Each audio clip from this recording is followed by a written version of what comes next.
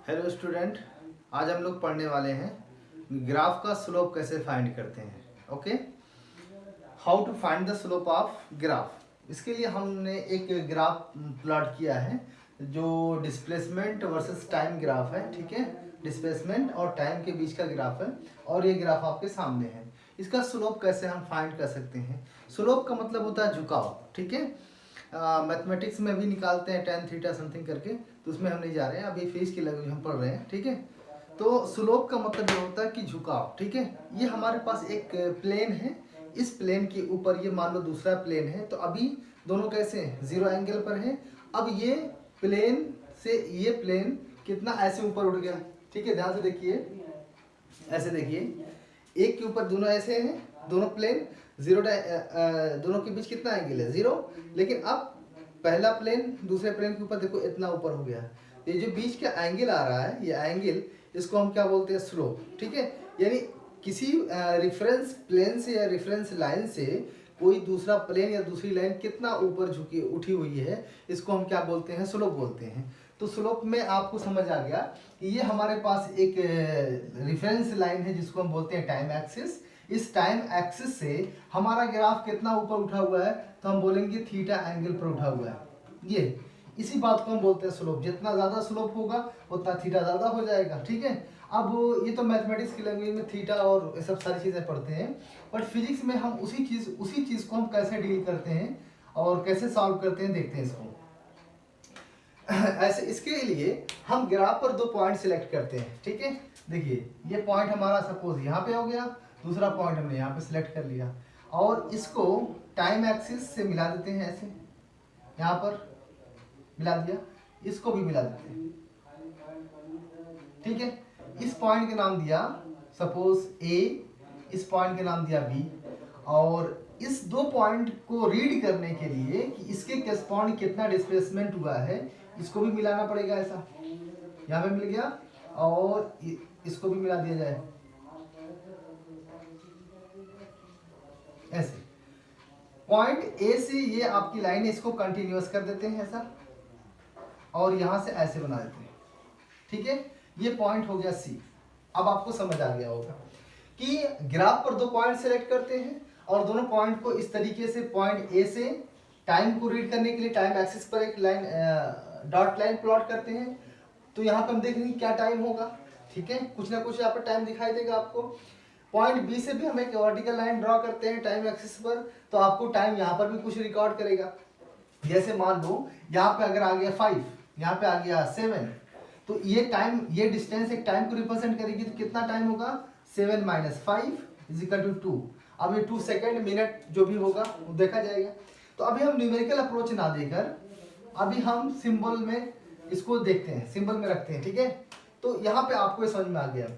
इस तरीके से जब भी किसी ग्राफ का स्लोप निकालना होगा तो हमें उस ग्राफ पर दो पॉइंट लेकर इस तरीके से बनाना पड़ेगा। ठीक है, अब ये A B C point arbitrary है, आप इसको जहां चाहे लिखें। ठीक है, एक यहाँ पे बी, बी यहाँ पे सी, इसमें कोई डेफिनेट रूल नहीं है, इसको आप कहीं पर भी लिख सकते हैं। मुझे ऐसा सिंपल लगा, मैंने ए को यहाँ पे लिखा, बी सी ऐसे लिख दिया। ओके, अब आपको स्लोप निकालना है, तो जब भी स्लोप निकालना है तो लिखेंगे स्लोप ऑफ ग्राफ या simply slope equal to, always आपको ये चीज याद रखना है, ये लाइन जिसको हम बोल रहे हैं BC, BC upon AC, BC upon AC क्या हो जाएगा, स्लोप हो जाएगा।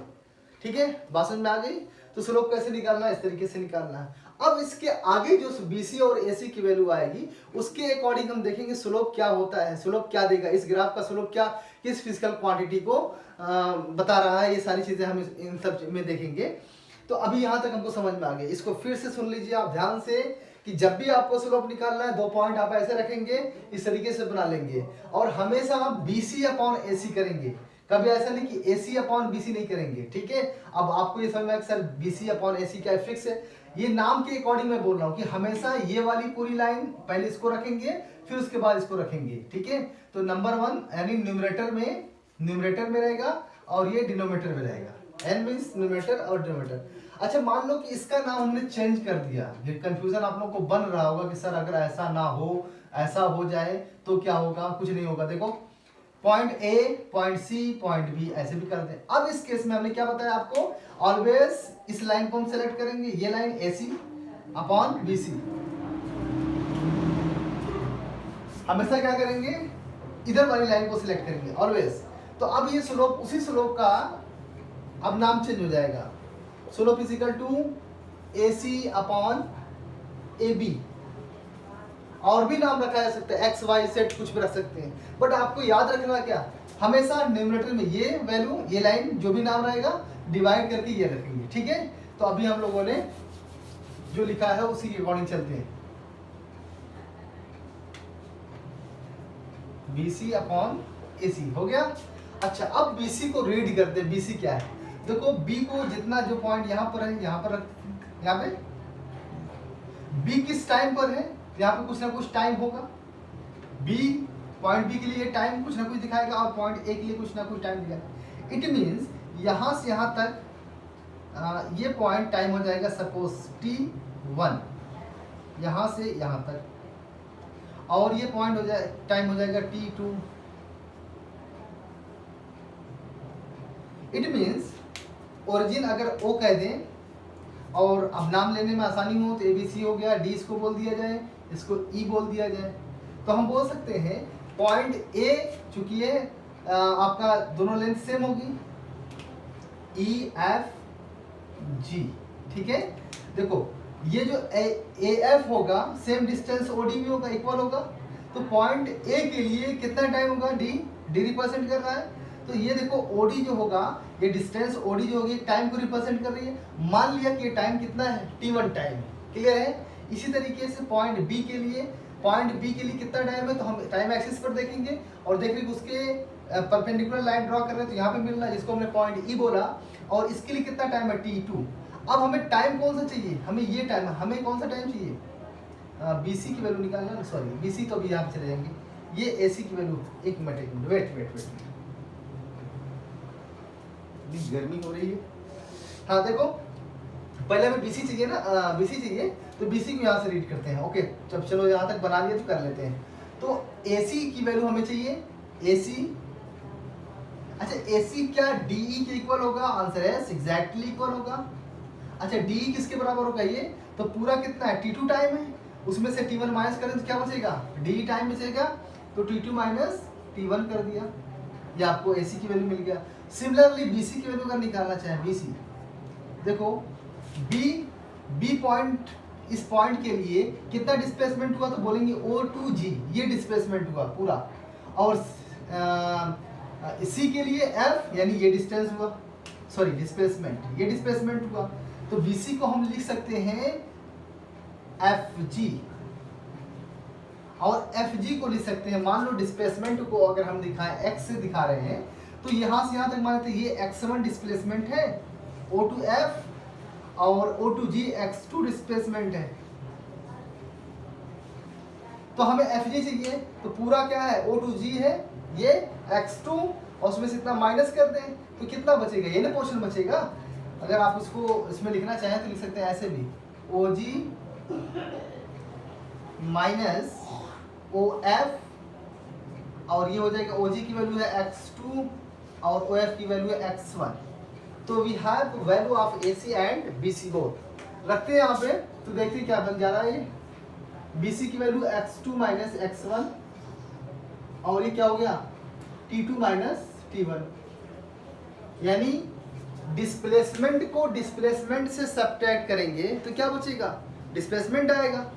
तो इसको हम बोल सकते हैं चेंज के लिए, सब्ट्रैक्शन के लिए क्या लगाते हैं, डेल्टा X, और T2 माइनस T1, बड़े टाइम से छोटे टाइम को अगर मान लो कि 15 मिनट में से 10 मिनट माइनस किया जाए तो कितना बचेगा, 5 मिनट। तो 5 मिनट टाइम ही रहेगा ना, फिजिकल क्वांटिटी जो टाइम हमारा हो तो चेंज नहीं हो रहा है, तो अब भी क्या होगा टाइम, यहाँ पे हमने उसको बोल दिया डेल्टा T।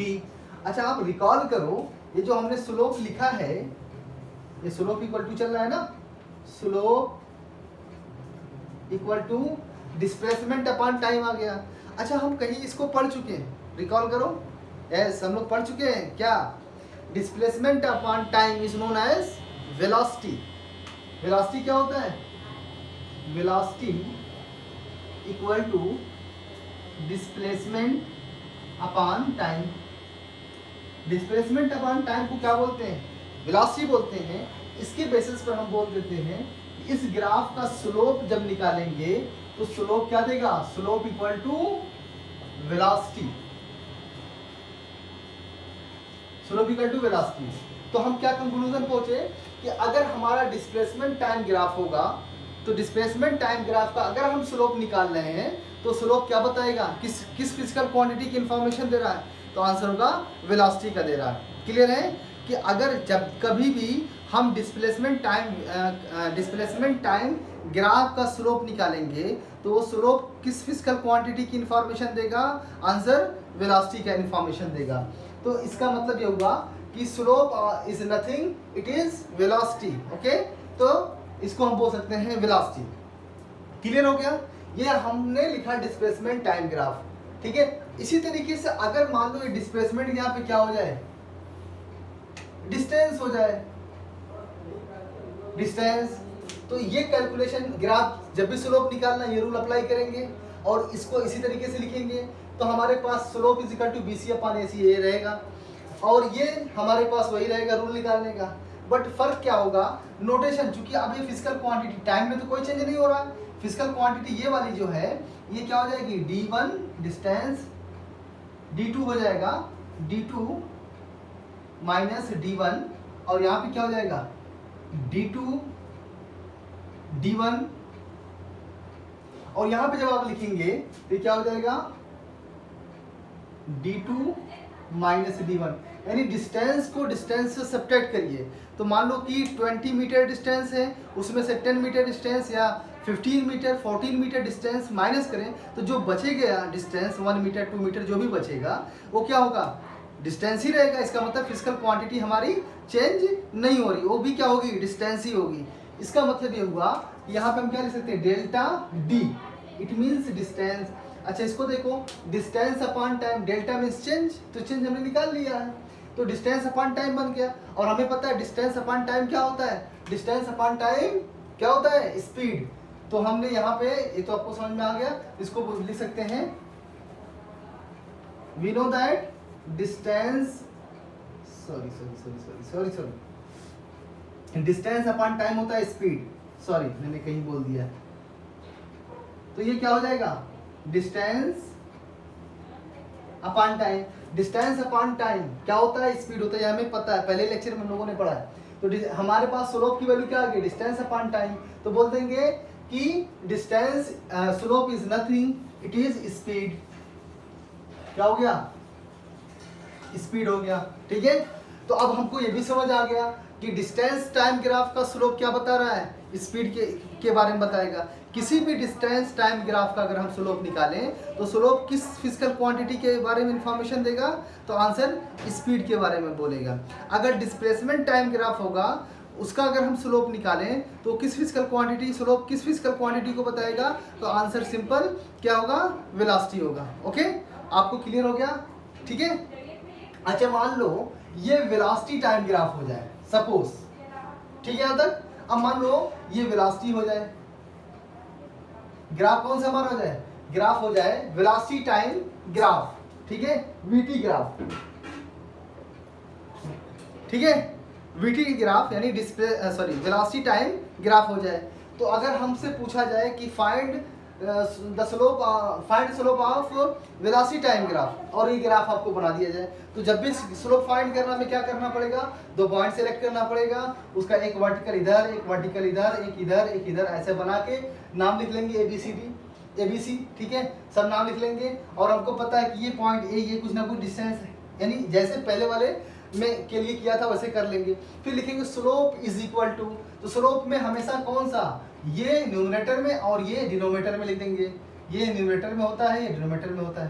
तो जैसे ही आप लिखेंगे तो ये वैल्यू आएगी BC अपॉन AC। अच्छा, BC को रीड करने के लिए देखो, B ये पॉइंट है और C ये पॉइंट है, तो ये एक्सिस किसकी है? वेलोसिटी की है, यानी ये कुछ ना कुछ वेलोसिटी दिखाएगा। मान लेते हैं कुछ ना कुछ वेलोसिटी होगा, सपोज V1 V2 कर ले या UV कर ले, जो भी कर ले, मान लो U कर लेते हैं, ये U हो गया और दूसरी वेलोसिटी मान लो ये फाइनल वेलोसिटी ये V हो गया। ठीक है, टाइम वही रहेगा। यहाँ पे क्या चेंज आएगा?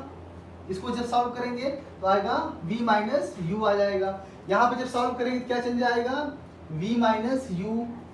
यहाँ पे क्या करेंगे, change in velocity is also velocity delta v। अब ये क्या बन गया, वेलोसिटी अपॉन टाइम, और हमने पढ़ा है वेलोसिटी अपॉन टाइम। यहाँ पे देखो हमने पढ़ा है acceleration is equal to velocity upon time. तो हम तो निकाल लेते स्लोप, हम निकाल लेते स्लोप ऑफ द ग्राफ, और स्लोप ऑफ ग्राफ जब निकाल लेते देख रहा है कि वेलोसिटी टाइम आ रहा है, और वेलोसिटी अपॉन टाइम का रेशियो क्या बोला जाता है, एक्सेलरेशन। इसका मतलब ये हुआ कि ये स्लोप क्या हो गया, एक्सेलरेशन हो गया। इसका मतलब ये क्या हो गया, एक्सेलरेशन हो गया। क्लियर। तो अब हमको ये भी समझ आ गया कि वेलोसिटी टाइम अगर ग्राफ होगा, वेलोसिटी टाइम ग्राफ का अगर हम स्लोप फाइंड करेंगे तो वेलोसिटी टाइम ग्राफ का स्लोप क्या बोलेगा, किस फिजिकल क्वांटिटी के बारे में बता रहा है, एक्सेलरेशन बता रहा है। तो अब हमको ये बात एकदम क्लियर होगी कि हम स्लोप कैसे फाइंड करते हैं किसी भी ग्राफ का। ग्राफ का स्लोप फाइंड करने का रूल हमें समझ आ गया। अब हमें ये पता करना है कि अगर डिस्प्लेसमेंट टाइम ग्राफ होगा और उस ग्राफ का हम स्लोप निकालें तो उस ग्राफ का स्लोप क्या होता है, तो आंसर तुरंत displacement upon time it means velocity. अच्छा, अगर आपसे पूछा जाए कि हमारे पास डिस्टेंस टाइम ग्राफ है, इसका स्लोप क्या बताएगा, तो सिंपल स्पीड बताएगा।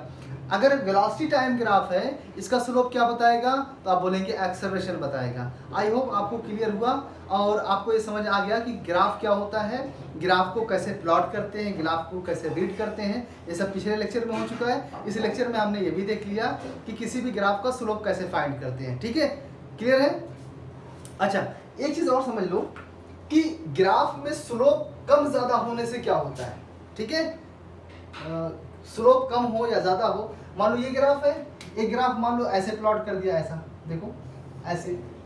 ठीक है, ग्राफ नंबर 1, ग्राफ नंबर 2, दो ग्राफ हमारे पास है। अब आपको देख के बताना है कि किसका स्लोप ज़्यादा है, तो आप बोलेंगे कि इसका स्लोप इतना है और इसका स्लोप इतना है, तो ग्राफ नंबर 1 का स्लोप ज़्यादा है। अच्छा, ग्राफ नंबर 1 का स्लोप ज़्यादा है और ये वेलोसिटी टाइम ग्राफ अगर है, अगर ये वेलोसिटी टाइम है, नहीं मान लेते हैं वेलोसिटी टाइम ग्राफ है और उसमें दो ग्राफ दिया है, एक ये है ग्राफ नंबर 1, ग्राफ नंबर 2, और देखने से ऐसा लग रहा है, देखने से लग रहा है कि ग्राफ नंबर 1 का स्लोप ज़्यादा है, स्लोप उसका ज़्यादा है, और ग्राफ नंबर 2 का स्लोप कम है। तो इसमें क्या चेंजेस आएंगे अगर हम स्लोप दोनों ग्राफ का निकालें, तो दोनों ग्राफ का जब स्लोप आप निकालेंगे तो आप निकालिए इसी तरीके से निकालना पड़ेगा। Graph number slope of graph number 1, slope of graph number 2, same काम करना है, सेम चीज़ें करना, दो पॉइंट सेलेक्ट करना है। तो इस पर भी दो पॉइंट सेलेक्ट कर लिया हमने, ये और ये, इसको भी ऐसे मिला देंगे, point A, point B, point C. ठीक है, तो अब यहाँ इस केस में क्या लिखेंगे, A B upon B C. A B को रीड करने के लिए इस एक्सिस पर आ जाएंगे, बीसी को रीड करने के लिए इस एक्सिस पे आ जाएंगे। तो आप देख रहे हैं कि जितना ग्राफ का स्लोप ज्यादा होगा, टाइम उतना कम हो जाएगा। देखो इसको इस वाले ग्राफ के लिए इतना टाइम लगा और इस वाले ग्राफ के लिए इतना टाइम लगा। ठीक है, तो ग्राफ का जब स्लोप ज्यादा होगा, ग्राफ का स्लोप ज्यादा होगा तो स्लोप से जो फिजिकल क्वांटिटी जनरेट हो रही है वो क्या होगा, उसके कंपेरिजन में ज्यादा हो जाएगा। देखो ग्राफ नंबर 1 का स्लोप निकालेंगे तो क्या देगा, वेलोसिटी अपॉन टाइम एक्सेलरेशन देगा। ग्राफ नंबर 2 का स्लोप निकालेंगे तो भी क्या देगा, वेलोसिटी अपॉन टाइम एक्सेलरेशन देगा। यानी ग्राफ 1 और ग्राफ 2 दोनों का स्लोप क्या बताएगा, एक्सेलरेशन बताएगा। यानी ग्राफ 1 का स्लोप निकालेंगे तो ग्राफ 1 का एक्सेलरेशन बताएगा, ग्राफ 2 का अगर स्लोप निकालेंगे तो ग्राफ 2 का एक्सेलरेशन बताएगा। तो अब एक ही ग्राफ में दो ग्राफ की लाइनें हैं, यानी एक ही हम ग्राफिकल रिप्रेजेंटेशन से दो ग्राफ दिखा रहे हैं।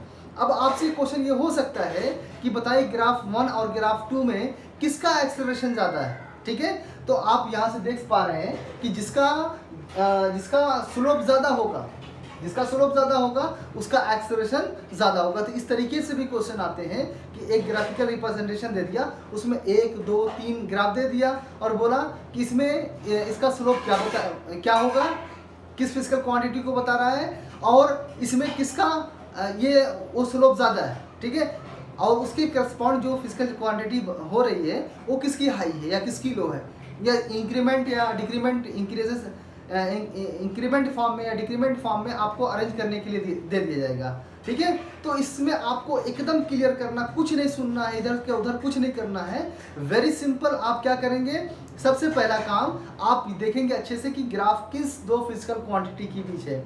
तो आप देख रहे हैं ग्राफ हमारा वेलोसिटी और टाइम के बीच है, एकदम क्लियर हो गया। वेलोसिटी टाइम का ग्राफ है तो इसका स्लोप क्या देगा, एक्सेलरेशन देगा। एक बात क्लियर हो गई। अब जितने भी ग्राफ होंगे 1 2 3 4 जो भी ग्राफ होंगे, अब उस ग्राफ में आप देखिए कि किसका स्लोप ज़्यादा है। तो इस एक्सिस से कंपैरिजन करने में एंगल से समझ में आ जाएगा कि स्लोप किसका हाई है। जिसका स्लोप ज़्यादा होगा उसका एक्सेलरेशन यानी उसका स्लोप एक्सेलरेशन बता रहा है, और उसका एक्सेलरेशन क्या होगा, सबसे ज़्यादा होगा। जिसका सबसे कम होगा उसका स्लोप, उसका एक्सेलरेशन सबसे कम होगा। इसी तरीके से डिफरेंट आप जो इससे अगर मान लो ये डिस्प्लेसमेंट टाइम ग्राफ हो जाए तो उसके तो स्लोप जिसका ज़्यादा होगा उस स्लोप के करस्पॉन्डिंग जो फिजिकल क्वांटिटी जनरेट होगी वो हाई हो जाएगी। क्लियर है आपको? आई होप आपको समझ आ गया होगा कि ग्राफ क्या होता है और ग्राफ को कैसे फाइंड करते हैं और ग्राफ से कैसे कंपेरिजन करते हैं। Thank you.